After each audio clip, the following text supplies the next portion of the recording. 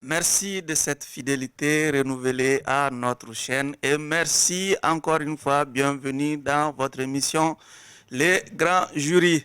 Ce soir, celui qui comparaît devant nous est M. Abdrahman Mohamed Maïga du syndicat des magistrats. Pour être tout à fait précis, il est chargé à la communication au niveau du SILIMA, syndicat libre de la magistrature. M. Maïga, merci de cette comparution devant notre jury. Merci beaucoup. Merci, et cher membre du jury. Avec moi pour vous interroger, Chana Takiou du journal Le 27 ans. Bonsoir Chana. Bonsoir Barou. Qui est le doyen des juges ici. Hein? Oui, dans la précipitation avec la magie de Maïga, j'ai même oublié ma coiffure. D'accord. C'est pas mon style. D'accord. Donc je m'en excuse. Hein? Ok, d'accord. Et Abdraman Keïta du journal Les Témoins. Bonsoir Abdraman. Bonsoir. Et je suis Oumar B. Sidibé pour ceux qui nous suivent sur d'autres canaux ou même la radio Renouveau FM ou la 98.1 FM. Encore une fois, bienvenue à toutes et à tous. Monsieur Maïga, déjà, une observation sur la composition du jury. Vous avez le droit de récuser qui vous voulez. Moi, je fais confiance à la justice. Je ne récuse pas. Le procès peut commencer. Chana, cette confiance est partagée. Le procès. Bon, je pense que la confiance doit être partagée. Oui. Mais tout dépendra du débat, oui, des réponses qu'il donnera aux questions qui seront tout de suite posées. Nous attendons de lui qu'il nous parle du droit. Oui. Je dis bien du droit, oui, pas de l'instrumentalisation de la justice, comme disait M. Koné. Mais nous voulons des éclairages au point de vue droit. Je dis bien droit, pas au point de vue corporatisme, syndicalisme, mais au point de vue droit. Vraiment, voilà où se situent mes attentes. Ok. Abdelman. Oui, je pense qu'il est peu connu sur la scène publique. En tout cas, de mon côté, je ne suis pas. Et je pense que cela lui donne des préjugés favorables, puisqu'il bénéficie d'une certaine virginité. Et cela dit, et peut-être en plus de ce droit dont Chana a parlé, moi je voudrais aussi qu'il nous parle droit. D'accord.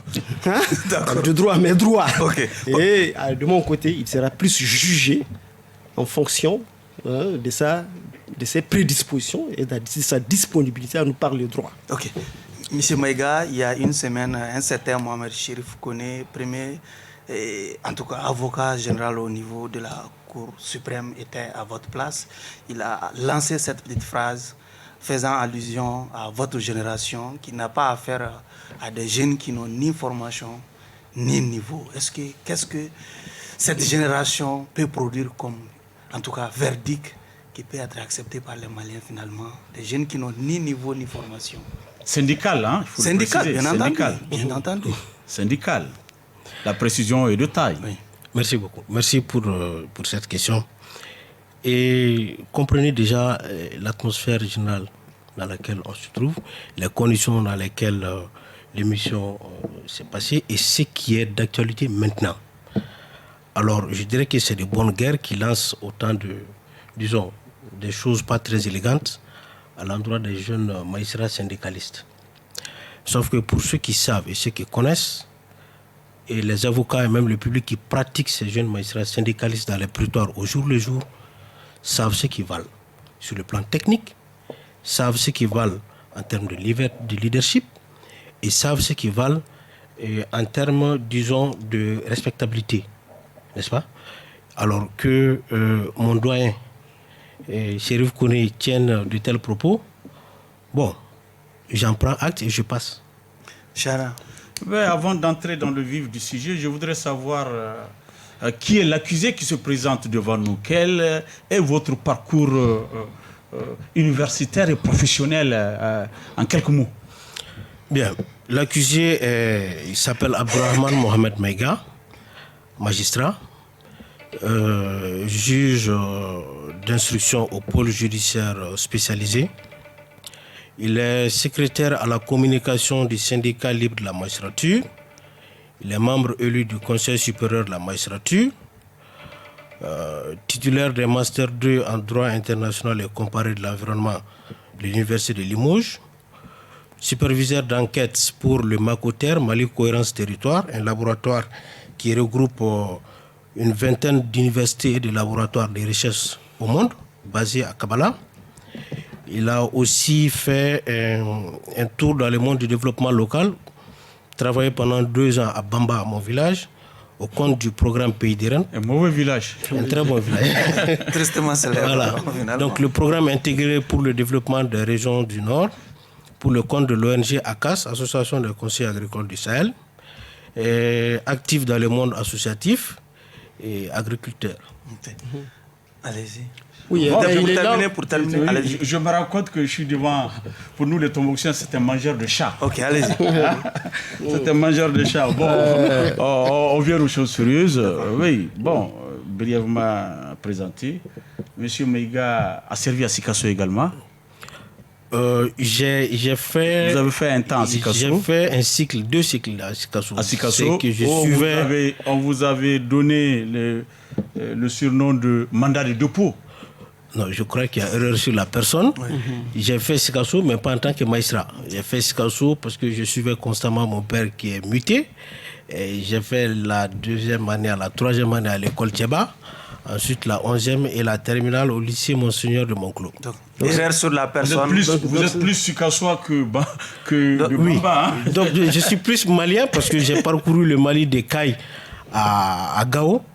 En suivant, comme j'ai dit, toujours mon père qui était muté. Donc, je connais le Mali profondément, je connais les Maliens. Ok, allez-y, Abdraman. Ce n'est pas le monsieur déféré. Oui, de mandat de dépôt. Non, c'est Erreur sur la personne. Il y a erreur sur la personne. Ouais, monsieur Alors, déféré, vous donc, avez dit qu'il y avait un méga surnommé à Sikasso mandat de dépôt. Je ne l'ai pas appris. D'accord, allez. Ok, on continue. dont on vous a parlé, mais j'ai ouï dire aussi qu'il est l'objet de beaucoup d'inspections. Est-ce que c'est vrai? Qui l'accusé? Oui. Ok, ce qui est intéressant ici, c'est que quand on parle, le monde entend, le monde voit. On ne peut pas venir ici et mentir. Une inspection, ça se constate. C'est des documents. Alors que je mette au défi, qu'on me dise, qu'on prouve que j'ai été traduit, que j'ai été appelé par l'inspection. C'est très simple. Ok. Bon, Donc, cela nous tient. aussi longtemps qu'il n'y aura pas ces preuves. On vous croit au mot. Voilà. On vous croit au mot, qu'à cela ne tienne. Et vous êtes là, on m'a dit, en tant que représentant de la synergie des magistrats. Surtout du Silima, pour être précis. Vous êtes du Silima. Pour le compte du Silima, pour le compte de l'ensemble des deux. Pour le compte du Silima, je pense que pour certaines généralités, je peux... Donc peut-être que vous voulez répondre pour les autres exactement, puisque moi je suis un peu surpris. Et il y a tellement d'intelligence entre les 2 syndicats que je me demande pourquoi l'existence de 2 syndicats, bon, exception faite de l'autre, qui vous est opposé à tous les 2. Quel est l'intérêt d'avoir 2 syndicats s'il y a autant d'intelligence entre les 2 syndicats? Et de complicité. Ok. La réponse est très simple en fait. D'abord, montons à l'origine de la scission. Le Silema a été créé en 2007 et disons, le Silema est issu du SAM, n'est-ce pas? À l'époque, des différences de point de vue, des différences de stratégies et de méthodes opposées. Disons, c'était un membre du bureau du comité directeur du SAM. Et à la suite de ça, le Silema a été créé. Le Silema a divergence de point de vue, de stratégie. Et donc, le Silema a été créé. Wow, peut-être même d'intérêt personnel, puisqu'en réalité, c'est avec la naissance, le changement de président de SAM que le Silema a été créé. Je vous dis ce que je sais. Ah bon? Puisque je suis devant les jurys, je dis la vérité. Bon, maintenant, je dis la vérité. Non, ne pas dire la vérité consiste aussi à taire la vérité. On verra dans tout à l'heure. Allez-y, l'accusé. Donc, maintenant, le Silema a été créé à une époque qui avait ses réalités, qui avait ses enjeux, n'est-ce pas? 2017 à maintenant, il s'est passé beaucoup de choses. Il y a eu beaucoup de générations de magistrats. Et cette génération de magistrats qui est là aujourd'hui, l'avantage, le gros avantage, c'est que la majeure partie, ils se sont connus d'abord en famille, dans les rues, dans les écoles, à la fac. Ils sont de la même promotion à l'institut. Donc, tous les lits, ils ont passé beaucoup d'épreuves ensemble à d'autres niveaux. Ils ont trimé ensemble. Ils ont trimé ensemble. Alors, maintenant, la question du syndicat, c'est juste un choix. Mais fondamentalement, rien, absolument rien ne nous divise, rien, absolument rien ne nous oppose. Voilà pourquoi il y a une telle synergie, parce que ce sont des camarades de promo. Je vais vous donner un seul exemple. Moi qui suis là aujourd'hui, je suis de la même promotion que Moussa Guindo, qui est le secrétaire administratif du SAM, Mamadou Yatara, et beaucoup d'autres. On a tous fait les bancs de l'Institut national de formation judiciaire ensemble. Nos événements sociaux, on les vit ensemble. Moussa Guindo est de Mednekoura, tout comme moi. Donc voici autant d'affinités qui font qu'il n'y a pas d'animosité.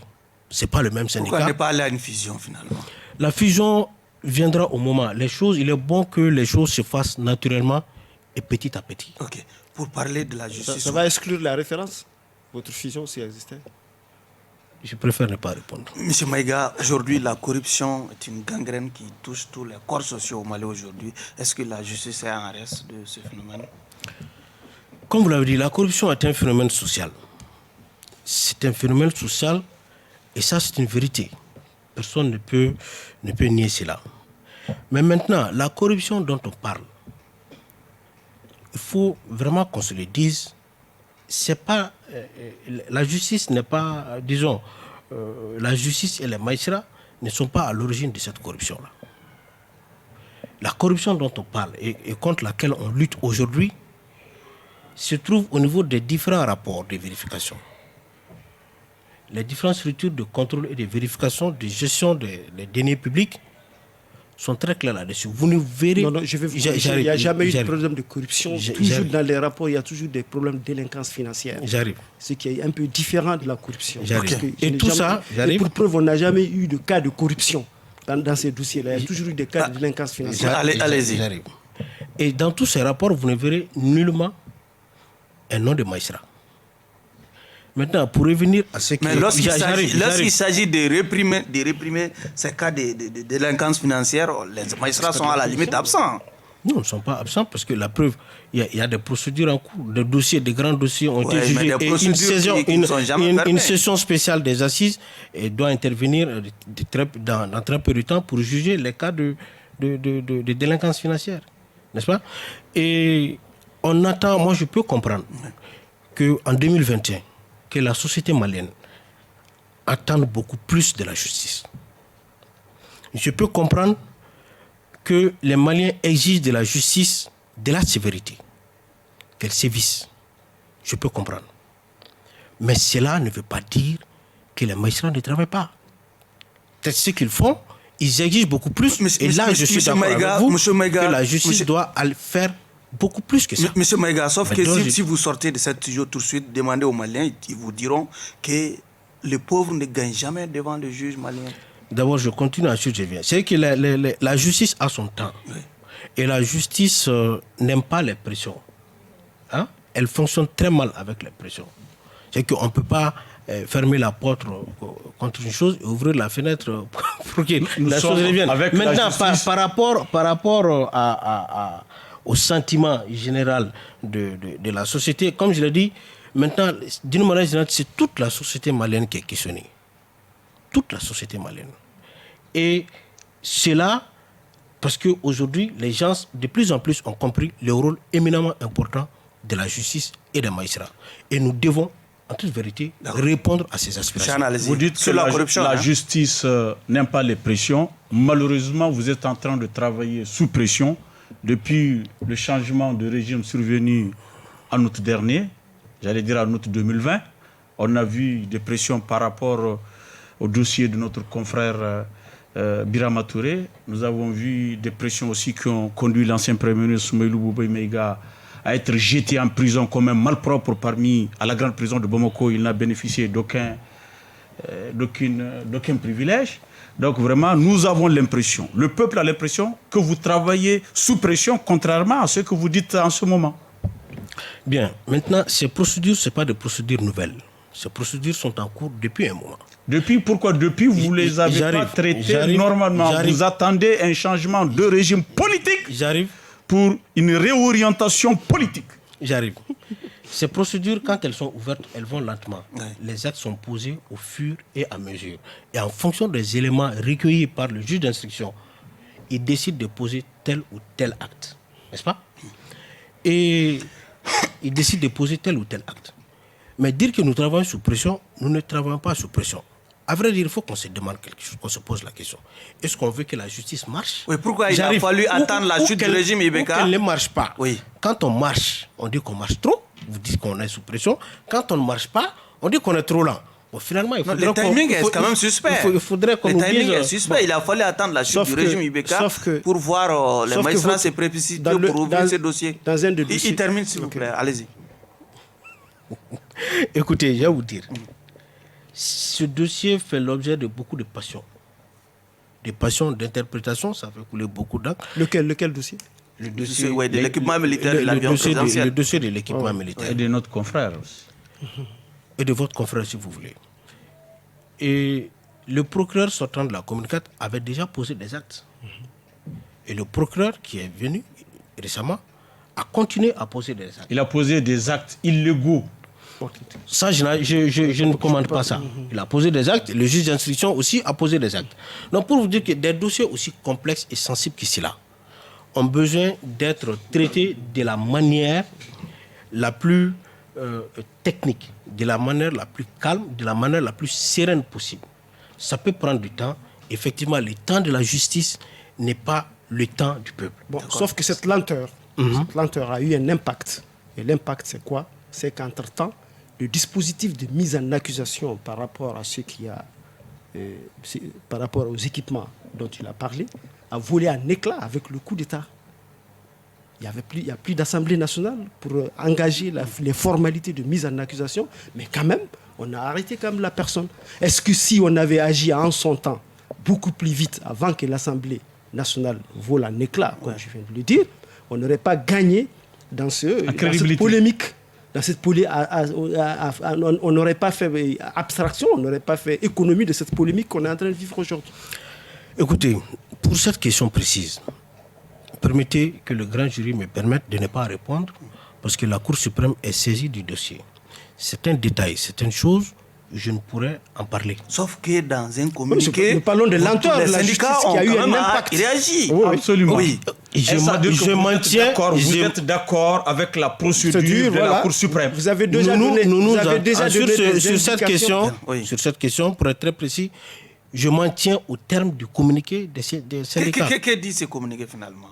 Ce communiqué, vous le savez déjà. Ce communiqué a donné, pour moi, ce communiqué a donné des indications par rapport à la recevabilité de l'accusation. Alors, quel que soit le contenu de ce communiqué, je m'en tiens à cela. Je ne ferai pas d'autres commentaires. Vous êtes secrétaire à la communication. Rappelez-nous les grands termes de ce communiqué, pas pour nous, mais pour les téléspectateurs, parce que vous pensez, contrairement à M. Koné, qui répète partout, haut et fort, que la procédure, elle n'est pas correcte, que la justice est instrumentalisée, notamment au niveau de la Cour suprême. Montrez-nous, vous qui ne partagez pas son opinion, démontrez-nous le contraire à travers le droit.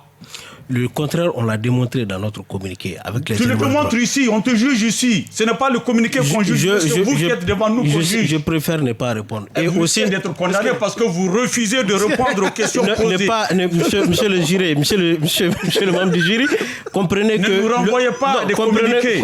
Expliquez ici et là. Comprenez qu'un accusé a le droit de ne pas répondre. Ça fait partie. Qu'on acte cela dans le primitif. Sauf que notre tribunal est différent du vôtre. Parce que on a un jury, notre tribunal est différent. On a un audience où on ne l'est pas. Notre tribunal est différent du vôtre. Non, c'est qu'en substance. Non, en substance. Non, je ne réponds pas.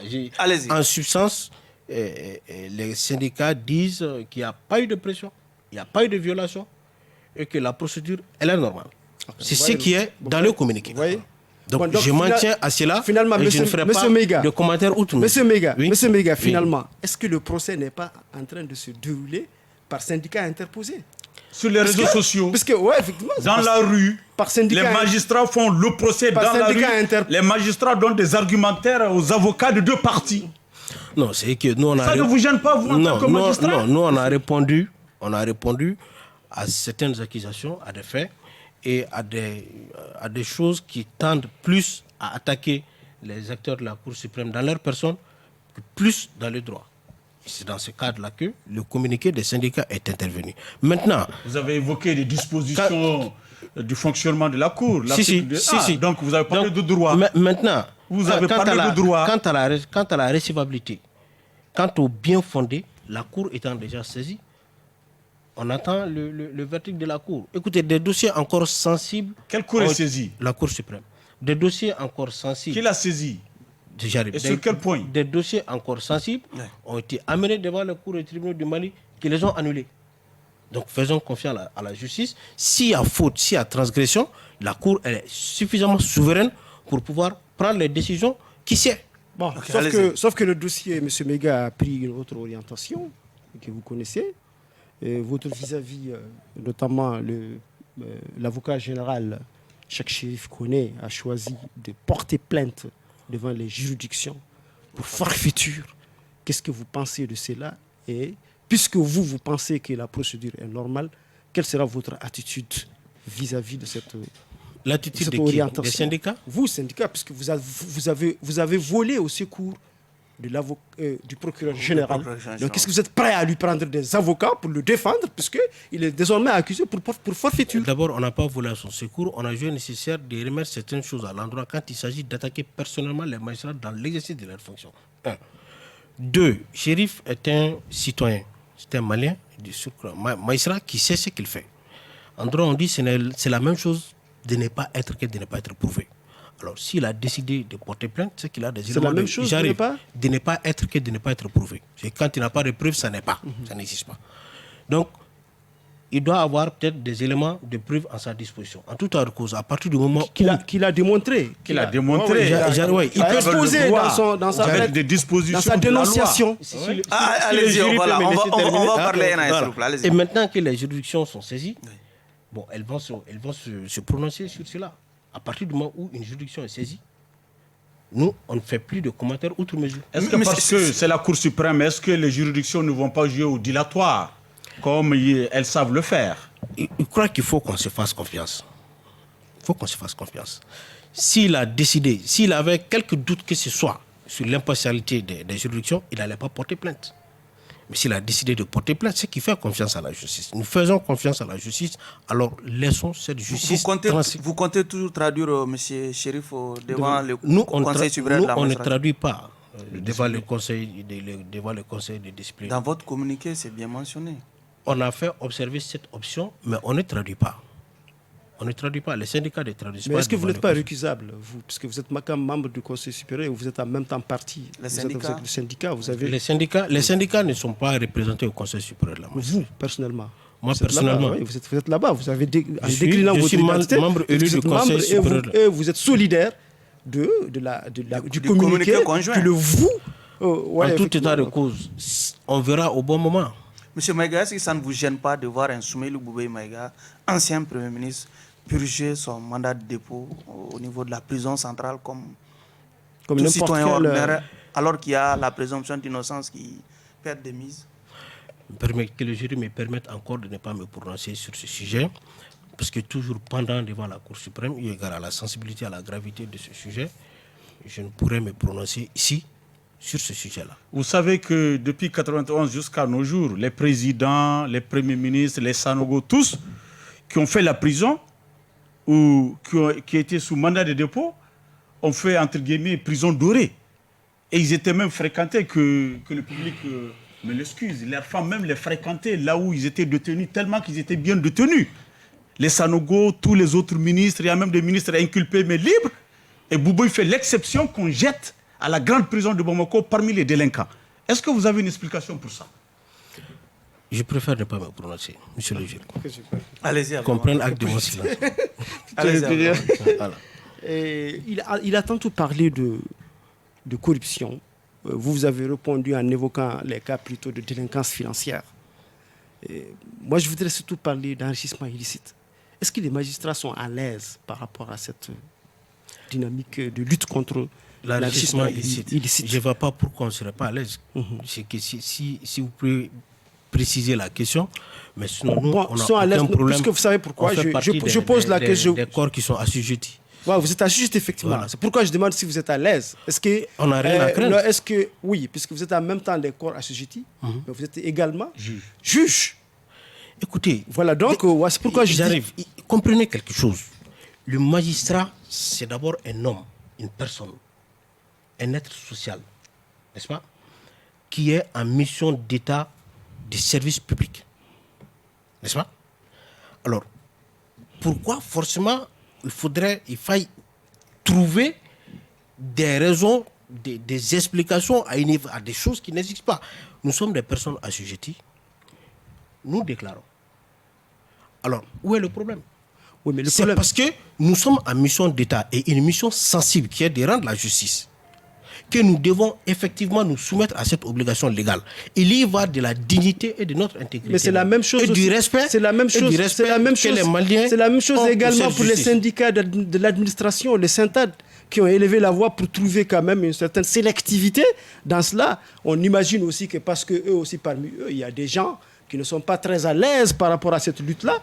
Et les magistrats aussi peuvent parmi eux avoir des gens qui sont illicitement enrichis et qui pourraient ne pas être à l'aise par rapport à ce dossier. Au jour d'aujourd'hui, les magistrats ont déclaré leurs biens, si vous pouvez constater sur le niveau de la Cour suprême. L'ensemble des magistrats. Et lors de la grande conférence de presse qui s'est tenue à la Cour suprême, on l'a dit et on est revenu là-dessus, n'est-ce pas? Nous, on ne s'est jamais soulevé contre cette loi. Et d'ailleurs, nous faisons partie des corps qui sont assujettis. Oui. Et nous nous soumettons à cette obligation. Okay. Mais maintenant, je ne sais pas s'il y a autre question, mais moi je ne vois pas de problème. La loi nous oblige, on applique la loi. Je continue sur cet aspect-là. Oui, terminez. Je continue sur cet aspect-là. Monsieur Meiga, on a assisté à d'autres monologues ici. Allez-y, Abdraman, s'il vous plaît. Et Monsieur Meiga, il a parlé également de corruption, comme il a dit, vraiment dans l'imaginaire populaire, on pense très mal du magistrat. Et c'est dans ces conditions, dans ce contexte, on imagine que peut-être la fragilité du magistrat tient un peu à ces conditions d'administration de la justice. C'est pour cela que votre combat en tant que syndicat a abouti à certains acquis, dont la dernière, je pense, c'est les primes de judicature qui ont coûté des énormes efforts budgétaires. Quel serait selon vous aujourd'hui l'impact, le dividende que les justiciables peuvent tirer de ces avantages que vous venez de recevoir? Est-ce que par ailleurs on peut être rassuré que cela rendra le magistrat indépendant de tout, fera en sorte que le magistrat ne sera plus indépendant de tout. Ne sera plus indépendant de tout, sauf de l'argent sale, pour reprendre un peu les propos d'une certaine Fantasilla à l'époque, qui disait lors de... Vous le savez certainement, vous avez été témoin de ça. Fantasilla, oui. Maître Fantasilla à l'époque, elle était bâtonnière, qui disait que le magistrat était indépendant de tout sauf de l'argent sale. Bien, je vais commencer par vous donner certains chiffres pour vous dire à quel point cette perception de la corruption, cette confiance à la justice n'est pas un phénomène typiquement malien, c'est un phénomène mondial. Notre référence à la matière, la France, qui a une tradition de 200 ans de démocratie, en 2020, un sondage disait, le journal Le Point a fait un sondage au niveau de ses lecteurs, à 77%, ils ne faisaient pas confiance à la justice en France. Et un autre sondage qui date de février 2021, de Civipop, donnait 50% des Français qui n'ont pas confiance à la justice. Et le dernier sondage IFOP donne un Français sur deux qui n'a pas confiance à la justice. Donc c'est un phénomène qui est plus ou moins universel. Peut-être à juste titre aussi. J'arrive. Maintenant, les primes, les avantages que les magistrats ont reçus, il faut les reconnaître que c'est aussi le fruit d'une longue et difficile bataille. Ça n'a pas été offert sur un plateau d'argent. Et au prix d'énormes sacrifices et en notre propre... Y compris pour les justiciables. Y compris pour les justiciables, ils n'arrivaient pas à avoir des dossiers et tels que les et entre nous, et on en a pris des coups entre nous. Et justement, en 2021, les Maliens sont dans leur droit d'attendre de la justice malienne une prestation de qualité. Et nous, meilleure distribution de la justice. Nous, on n'a pas attendu cela. Et à chaque fois que je prends la parole, je l'ai dit, ça fait partie le pilier principal de notre argument de campagne pour les syndicats. Le retour aux fondamentaux, la nécessaire et indispensable introspection pour que désormais les Maliens puissent avoir plus confiance en sa justice, que certaines perceptions puissent maintenant disparaître. D'accord. Le Malien est en droit d'exiger cela de sa justice. Et nous devons faire tous les jours de bien meilleures prestations pour le bonheur de ce peuple. Allez-y, Chano. Les magistrats aujourd'hui, c'est Ahuye Adja, le procureur de la commune 4, M. Touré, qui a quand même une certaine crédibilité dans l'opinion publique, a publié une turbine dans la presse, les réseaux sociaux même s'en sont saisis, où il s'indigne, il faut le dire, de cette situation au sein de la magistrature et appelle les juges à être unis, à se donner la main pour conforter les citoyens qui attendent beaucoup de vous. Qu'est-ce que vous pensez de cette turbine de M. Touré? Est-ce qu'elle est bienvenue ou bien vous citez cette turbine dans quel cadre? Moi, je dirais, M. Touré est un militant. Est-ce que vous l'avez lu? Je l'ai lu. Depuis sa publication, je l'ai lu. Parce que lui et moi, on a des rapports particuliers et ça, tout le monde le sait. C'est ton patron? Non, c'est pas mon patron. En tant que Touré, quand même. Hein? Non, il ne peut pas l'être. Le cousinage. Nous les avons adoptés et on les a arrangés pour leur donner une de nos sœurs. C'est tout. Allons-y. Donc, c'est que moi, je pense plutôt que c'est un cri de cœur. Un cri de cœur pour un militant. Un cri de cœur des magistrats tout court, qui a pu être, disons, outré par certaines choses. Je peux comprendre sa douleur, je peux comprendre son cri de cœur, mais les différents communiqués sont intervenus à des moments, disons, plus ou moins sensibles. Alors, il fallait soit prendre la parole pour remettre les choses à l'endroit, soit prendre la parole pour dire ce qui est vrai. Alors, dans ce jeu de ping-pong, des militants ont pu être heurtés.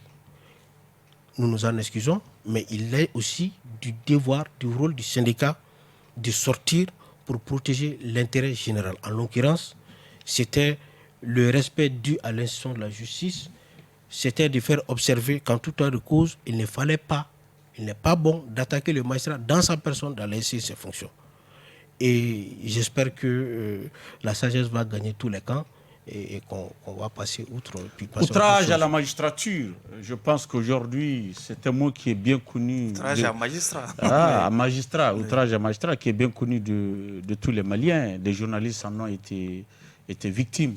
Pourquoi vous ne supportez pas la critique alors que tous les jours, il y a des diatribes contre la presse alimentaire, presse corrompue, on nous dit tout.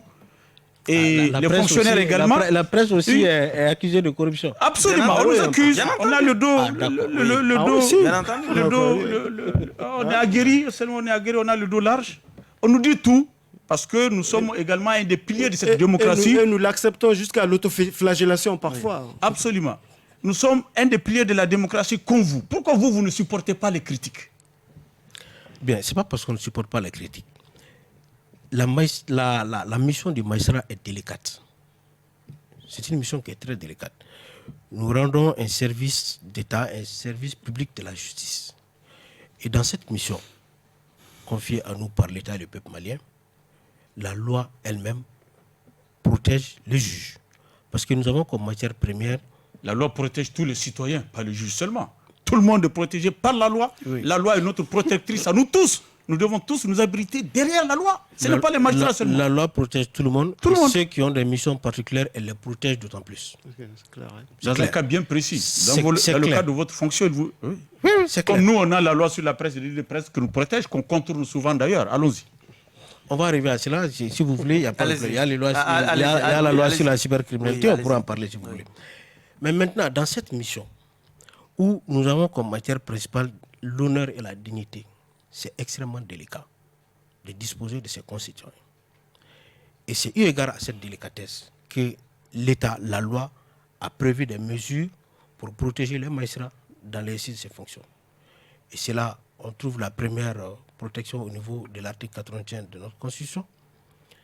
On trouve la protection au niveau de l'article 147 du Code pénal pour ce qui concerne l'outrage. Et les articles 6 du Code de déontologie et 4 du statut protègent le magistrat dans l'exercice de ses fonctions contre certaines attaques. Au fait, cette protection ne vient pas des magistrats. Les magistrats ne l'ont pas créée, les magistrats ne font pas les lois. C'est la loi, le législateur qui a voulu protéger le magistrat dans sa mission. Nous ne faisons qu'appliquer notre droit. Parce que notre liberté s'arrête là où commence celle des autres. Il ne faut pas oublier cela. Oui. N'est-ce pas? Un juge prend une décision. Vous n'êtes pas d'accord, c'est votre droit. Les voies de recours sont là pour ça. Monsieur Maïga. Mais maintenant, laisser les voies de recours et s'en prendre personnellement dans des diatribes, dans des injures, alors là, il y a outrage et nous, on va sévir et on va continuer à sévir. Il y a beaucoup de Maliens. Vous allez continuer à sévir. Aussi longtemps que les magistrats seront pris de façon personnelle dans l'exercice de leurs fonctions. Au collectif. Souvent, on ne dit pas XY, on dit les magistrats seulement. Non, partout, à chaque fois qu'on a porté plainte, des personnes ont été saisies, des personnes ont été prises nommément. Et aussi longtemps que cela se fera, et aussi longtemps que la loi nous protégera, on va faire usage c'est pour de la loi. La contradiction à ce niveau-là. Ça, mais Sylvain avait porté plainte contre 22 septembre à l'époque, alors qu'on ne s'était pas pris nommément à quelqu'un. On a parlé d'une grève sauvage des magistrats qui pourrait conduire à la chute du régime. Il s'agissait de ça. Ce n'est pas une exception. Donc, c'est pour vous dire que non, c'est pas une exception. Ce n'est pas que des gens ont été nommés nommément, mais on a parlé... Défendre les intérêts justement, si des propos tenus par quelques personnes que ce soit portent atteinte à l'honneur, à la délicatesse de la fonction de magistrat, il faut dire les choses correctement. À la fonction de magistrat, eh bien, on va porter plainte. Monsieur Maïga, beaucoup de Maliens se sentent aujourd'hui muselés par les magistrats au nom de l'application de la loi sur la cybercriminalité. Est-ce qu'ici on peut compter sur cette... Sauf qu'il termine avec ça, vous allez revenir à la charge. Sur l'outrage, oui, on est en train c'est la même chose. Sur l'outrage, si vous voulez, avec votre permission. Dans sa question, lui va revenir. Non, c'était pour brancher seulement. Non, c'était pour brancher seulement, pour dire qu'en réalité, en la matière, vous êtes juge et partie à la fois. Les gens, ce sont les mêmes juges qui sont chargés de juger celui qui est accusé pour outrage à un autre juge, à un autre magistrat. Or, nous sommes dans un contexte corporatiste, que j'appelais même à un certain moment justice corporatiste, tel que on n'a aucune assurance que le juge n'est pas dépendant de sa corporation.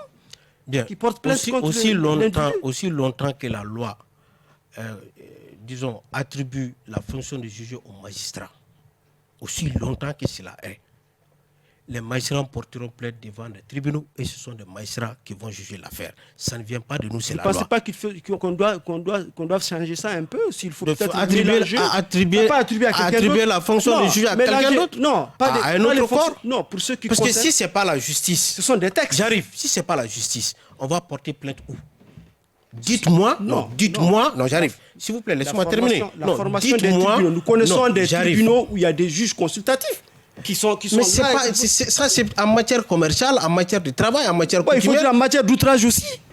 Ça, c'est en matière pénale, ça n'existe pas. Mais donc, justement, voilà pourquoi je dis que des fois, il faut savoir on va ce qu'on rester veut. légaliste, la loi en a prévu ainsi. Aussi longtemps que la loi nous protège et nous donne cette possibilité, on va en user, effectivement. Pour revenir sa question plaide pour cette modification de la loi. Nous ne faisons pas la loi. Qui semble être injuste. Le magistrat ne fait pas la loi, on l'applique. Quelle que soit la loi, si elle est votée, vous insinuez souvent la loi. Bon, ça fait partie des sources du droit. La jurisprudence fait partie des sources du droit. Ok, pour revenir à la loi sur... Tout ça, c'est que, tout ça pour dire que rien n'a été fait en dehors de la loi. Ça peut plaire ou déplaire, mais nous sommes dans le cadre de la loi. Ah bon? Monsieur Maïga, la liberté d'expression, s'il vous plaît, Maïga, c'est pas en dehors de la loi. s'il vous plaît. L'accusation de Soumaïlou Maïga, c'est pas en dehors de la loi. Je ne commenterai pas ça. Depuis le vote de cette loi sur la cybercriminalité, les Maliens ne peuvent plus s'exprimer librement aujourd'hui. Les réseaux sociaux se sentent muselés, finalement. Vous savez, le droit est le fruit du... Le droit, par définition, c'est un phénomène social. N'est-ce pas? C'est la société qui donne naissance au droit. De par le droit, la société s'autorégule. N'est-ce pas? Tout le monde est unanime que, depuis un certain temps, les réseaux sociaux, l'utilisation des réseaux sociaux était, disons, n'était pas la meilleure. Ce qu'on ne voyait pas, ce qui ne se faisait pas dans les rues, ce qui ne se faisait pas dans les familles, se font maintenant au vu et au su de tout le monde en public. Comme si on n'avait aucune assise sociale. Les valeurs étaient débridées. Des injures père et mère, des personnalités, des citoyens lambda, c'était trop. Il fallait sévir, il fallait agir, il fallait réguler l'utilisation de ces réseaux sociaux qui ont pris le pas sur le législateur. N'est-ce pas? Voilà pourquoi aussi, très longtemps, il y a eu toutes ces, disons, il y a eu toutes ces mauvaises actions, tout ce qu'on peut voir comme dérive sur les réseaux, sans que la justice n'intervienne, parce que justement, il n'y avait pas de loi. Monsieur Maïga, on a l'impression que 2019, cette loi, s'il vous plaît, en 2019, vous allez m'écouter s'il vous plaît, on a l'impression que cette loi ne s'applique qu'en commune 4, hein, pour... Non, ce n'est pas que ça. Peut-être que des personnes de renom se trouvent dans le ressort judiciaire de la commune 4, et forcément, peut-être si elles transgressent et que le procureur de la commune 4 fait ce qu'il a à faire, ça va faire couler beaucoup si tous les juges travaillaient comme le procureur de la commune 4, je pense qu'il y aura moins de dérapages sur les réseaux sociaux. C'est lui seul qui se force à appliquer cette loi-là, et les autres sont des observateurs apparemment. Heureusement qu'on l'a. Parce qu'on a vu ce qui s'est passé en termes de changement sur les réseaux sociaux. Heureusement qu'il est là. Pourquoi tous les juges ne se comportent pas comme lui? Non, tous les juges n'ont pas tous les juges n'ont pas les mêmes fonctions.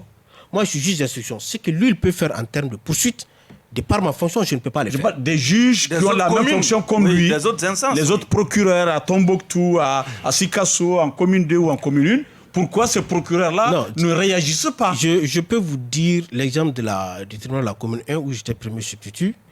Et en parlant maintenant, les gens savent si je mens ou pas. Il s'est passé beaucoup de choses. Et même des journalistes. Hein? À chaque fois que cela nous est arrivé, des poursuites ont été engagées.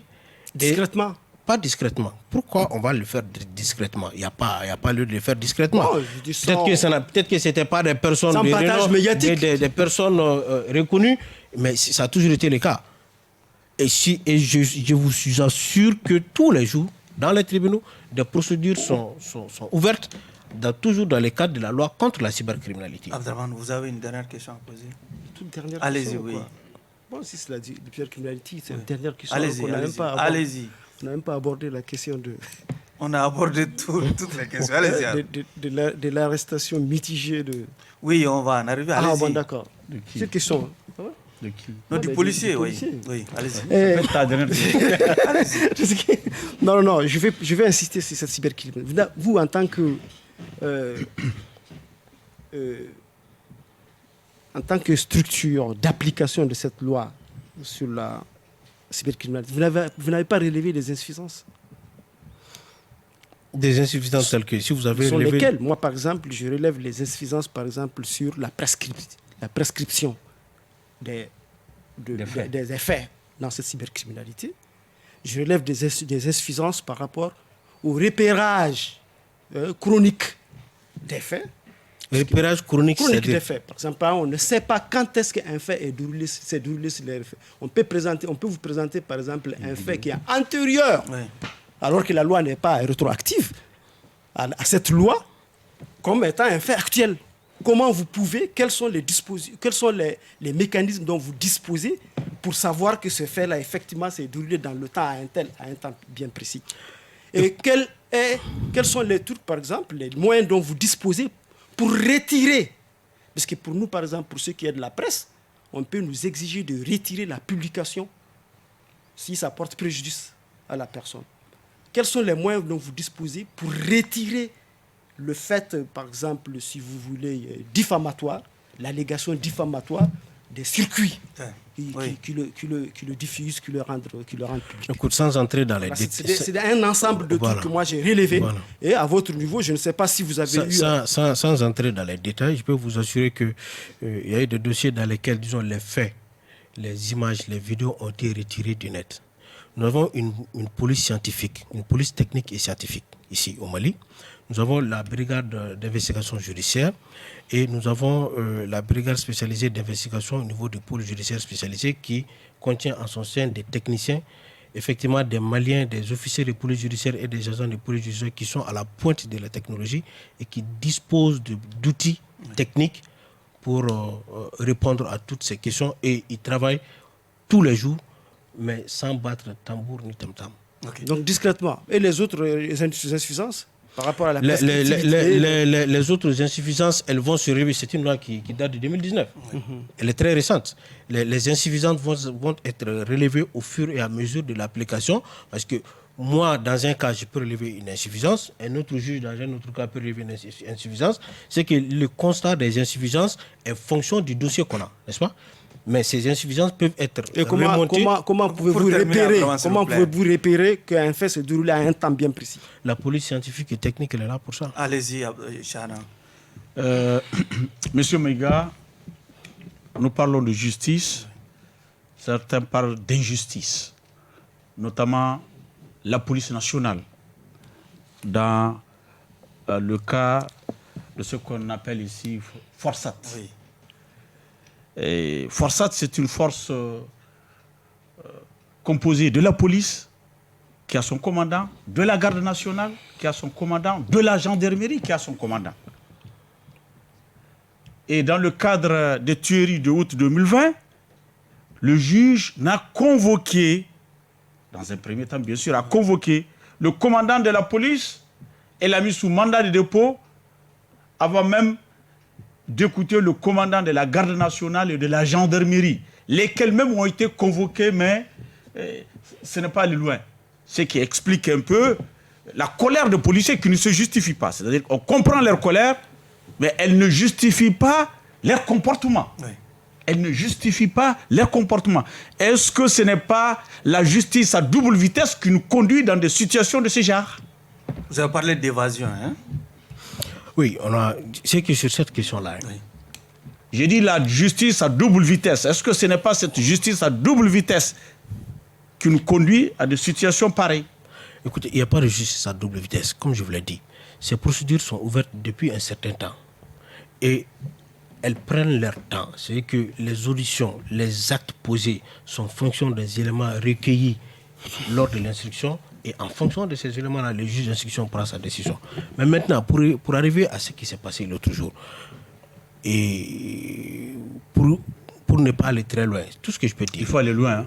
Non, pour tout ce que je peux dire, c'est que, disons que la passion a failli l'emporter sur la raison. Mais au jour d'aujourd'hui, les choses sont rentrées dans l'ordre. La justice a été désavouée ces jours-là. Écoutez, la justice, tous les jours, peut être désavouée. Comme je dis, nous avons comme matière principale la dignité et l'honneur de nos concitoyens. Et l'essence et la quintessence de la justice, c'est de faire un gagnant, un perdant. Et forcément, quelqu'un qui est content, quelqu'un qui n'est pas content. À tort ou à raison, chacun va tirer la couverture de son côté. Et des fois, les deux parties ne sont même pas contentes. Mais c'est cela la justice. C'est pas une campagne politique. Il s'agit de dire le droit. Alors, quand on dit le droit, les deux parties ne peuvent pas avoir raison sur les mêmes contentieux. Il y a forcément un gagnant et un perdant. Alors, à partir du moment où on vient à la justice, ça devient une question d'honneur. Alors, la personne qui perd, même si elle sait qu'elle a tort, va dire qu'elle a été blessée dans son honneur et maintenant va essayer d'une manière ou d'une autre de tirer la couverture. Forsat, on est là. Maintenant, je sais, j'arrive. Comme je l'ai dit, la passion a failli l'emporter sur la raison. Et aujourd'hui, les choses sont entrées dans l'ordre. On ne peut pas parler de justice à double vitesse. La justice suit son cours. Et les actes posés peuvent plaire ou pas. C'est humain. Mais la justice n'est pas à double vitesse. Bon, moi, je peux parler. Elle n'est pas à double vitesse, vous me permettez, elle n'est pas à double vitesse, alors qu'il y a une situation qui a occasionné les tueries. Des gens qui ont appelé publiquement à envahir l'Assemblée nationale, à envahir l'ORTM, et c'est suite à ces envahissements qu'il y a eu les premiers morts à l'Assemblée nationale. Et comment est-ce que la justice instruit d'un côté et laisse de l'autre côté? Il y a eu quand même des morts devant la mosquée de l'imam Mahmoud. J'ai dit les premiers morts ont commencé à l'Assemblée nationale, n'éloigne pas la question. Comment est-ce que vous instruisez d'un côté ou vous ignorez l'autre? Le dossier dans sa totalité se trouve au niveau du premier cabinet d'instruction du tribunal des grandes instances de la commune 3, où, comme le dit, les différents commandants ont été auditionnés, d'autres personnes ont été auditionnées, et les auditions continuent. Est-ce que les Kaoudjoum ont été auditionnés? Je ne suis pas dans les secrets. C'est un dossier d'instruction qui est couvert par le sceau du secret. Mais le juge... Kaoudjoum et autres, bien sûr. Le juge va continuer à poser les actes au fur et à mesure que la procédure avance. Il saura quoi faire à ce moment. Vous, comme moi, n'avons pas le dossier à main. Je ne peux pas prendre connaissance du dossier. C'est le juge qui est en charge du dossier, qui connaît les détails du dossier. Et il apprécie les choses en fonction des informations. La dernière question de l'émission. Pour moi, je ne relève peut-être pas une justice à double vitesse, mais je relève une indignation à double vitesse. Oh, c'est clair, une indignation à double vitesse. Vous êtes indigné du fait que des gens sont venus pour opérer ce qu'on a appelé quelque part extraction extrajudiciaire d'un détenu. N'est-ce pas? Est-ce qu'il est logique et cohérent de s'indigner d'une extraction extrajudiciaire là où on tolère des détentions extrajudiciaires? Il y a eu tellement de détentions extrajudiciaires que vous avez cautionné. Je peux en citer, il y a eu celle de Rasbat au niveau de la sécurité d'État, qui est devenu le réceptacle de toutes ces détentions extrajudiciaires-là. Il y a eu le cas de beaucoup d'autres citoyens. L'agresseur de Goïta, l'agresseur du président de la transition. Il y a eu l'agresseur de Goïta, il y a eu maître Hassan Bari à l'époque, qui ont été tous détenus ensuite. La justice reçoit tous ces dossiers-là alors qu'ils sont passés par des canaux qui ne sont pas vraiment comme vous le dites vous-même, des lieux de détention réguliers. Vous avez 30 secondes, allez-y. La question, vous avez fait beaucoup la de question, c'est ça. Est-ce que la question a été déjà posée, vous l'avez bel et bien entendu, est-ce qu'il est cohérent de s'indigner d'une extraction extrajudiciaire là où on tolère des détentions extrajudiciaires? Je crois que votre question s'adresse à la mauvaise personne. Ah bon? Oui. Nous sommes syndicats de magistrats. Nous défendons les intérêts moraux et matériels de la magistrature. C'est tout. Maintenant, concernant d'autres choses, on ne peut pas répondre. Notre mission, c'est de défendre les intérêts moraux et matériels de la magistrature. Nous sommes satisfaits de cette réponse. Vous avez une dernière question, apparemment, allez-y. Bon, si vous voulez, on a toujours une question. Allez-y. Une dernière question. Bon, je pense que Maïga ne veut pas parler. Dès l'entame, nous avons dit que nous avons... Vous êtes dans le... Je ne suis pas dans le secret de...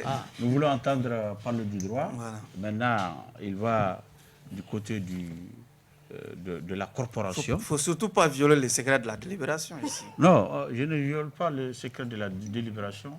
J'insiste encore sur le fait que l'opinion publique a les yeux braqués sur la justice, qui crie partout son indépendance, qui crie partout qu'elle n'est pas instrumentalisée. Et il y a des questions, il y a des sujets extrêmement importants tels que celui de Forsat, où on voit la direction de la justice dans un sens, on ne la voit pas dans l'autre. Donc pour que l'opinion puisse comprendre et savoir que la justice vraiment est indépendante, il faudrait qu'on voit au moins des traces, sinon des écoutes dans l'autre camp. Quand est-ce que cela pourrait se faire?